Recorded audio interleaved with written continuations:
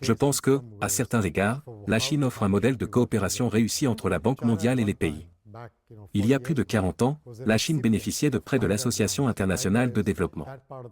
Cette institution au sein de la Banque mondiale accorde des prêts, notamment des subventions ou des prêts très concessionnels, aux pays qui ont le plus besoin de fonds.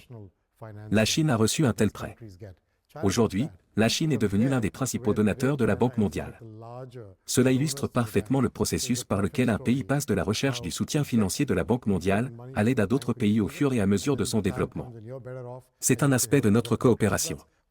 D'un autre côté, dès le début, la coopération entre le gouvernement chinois et la Banque mondiale s'est concentrée non seulement sur le capital, mais aussi sur les connaissances. La Chine a utilisé les fonds, le personnel et l'expertise de la Banque mondiale pour promouvoir des projets et le développement en Chine, et nous utilisons désormais l'expérience de la Chine dans d'autres régions. Ce type de coopération constitue également un cas modèle pour la Banque mondiale. Par exemple, les concepts de développement vert et durable de la Chine, et ses expériences en matière de construction de chemins de fer et d'infrastructures peuvent être appliquées dans d'autres pays. L'apprentissage et le soutien financier bidirectionnel sont tout aussi importants.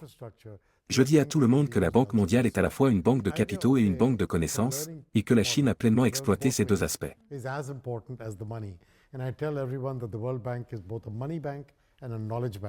And China has made use of both.